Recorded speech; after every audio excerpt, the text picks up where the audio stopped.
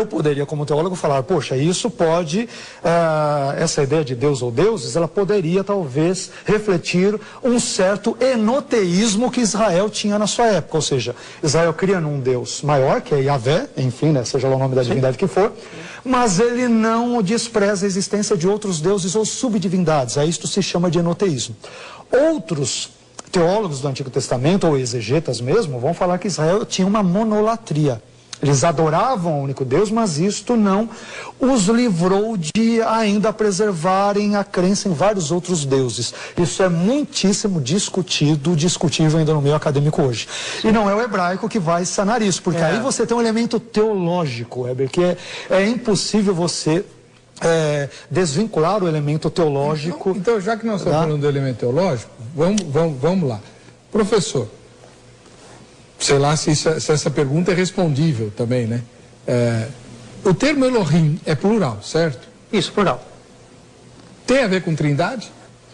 Não. Aí agora, trindade, a questão é a questão cristã. Por que o termo hebraico porque você tem Adonai. Adonai é singular. Que é Senhor. Também não é. Não? Adonai não é singular? Literalmente, Adonai seria os meus senhores. Meus senhores, exatamente. Os meus senhores. senhores. É verdade. Então, aí cabe de novo a pergunta. Por que Se fosse Adoni, né? Meu senhor, Adon, tudo bem. Adonai é meu senhor. Meu senhor. Por que os termos associados a Deus, que a gente crê num Deus trino, são plurais? É uma questão longa, né? Eu acho que não sei se eu aqui poderia explicar de maneira conclusiva isso. É algo muito complicado para explicar. Talvez esse plural desses dois termos, esses dois nomes divinos, Elohim e Adonai, então se refere aos vários poderes que Deus tem. Deus do céu, Deus Todo-Poderoso, Deus da terra. Talvez esses nomes se reflitam isso. Não é uma divindade que depende de um poder único, mas de todos os poderes. Aí, curiosamente, isso o doutor Edson me permite. Então, essa linguagem que ele está fazendo é uma interpretação teológica com base na questão judaica, né?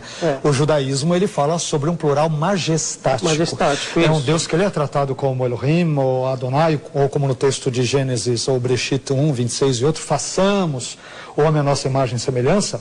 O rabinismo interpretará isso de várias formas. Então, Deus está conversando com anjos, ele está conversando com a corte celestial, com seus próprios atributos de uma forma majestática. Então, perceba que não dá para você excluir a questão teológica. Os cristãos dirão, poxa, aí é uma questão que aponta para a Trindade. Eu sou tentado a ver isso, claro, como cristão, apesar de, obviamente, entender que isso não deveria estar presente na mente dos autores originais quando escreveram. Peguemos o texto de Gênesis 1, que envolve a sua questão. Gênesis 1, né, mais simplesinho hebraico, até quando estudamos, né? Breshit bara Elohim, né? Breshit bara Elohim et hashamayim ve'et haaretz. Então, no princípio, criou deuses. Ficaria uma coisa esquisita, né? Porque o verbo aparece na terceira pessoa singular do cargo, criou deuses. Então, o contexto que vai dar a entender, não, criou Deus. Agora, esse termo Deus, ele não aparece como El, né? O singular de Elohim, ele aparece como Elohim.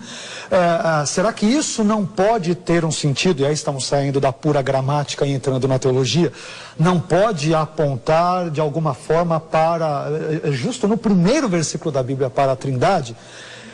Teologicamente eu falaria, é possível. Gramaticalmente não, porque a gramática você vai pender para a questão, poxa, dependendo da sua fé. Se você é judeu, você vai falar, não, é o plural majestático. Se você é cristão, você vai falar isso e aquilo, né? Né, doutor Edson? Mais ou menos é isso, né? Exatamente, isso. A gente precisa fazer, eu preciso, de algum modo, em algum lugar, em algum momento aqui no programa, fazer uma entrevista, sei lá, até que ponto o conceito de Deus trino chocou os judeus e quando foi que isso aconteceu. Né? Isso faz parte já da história da igreja, da história da teologia cristã. Isso é uma longa história, né?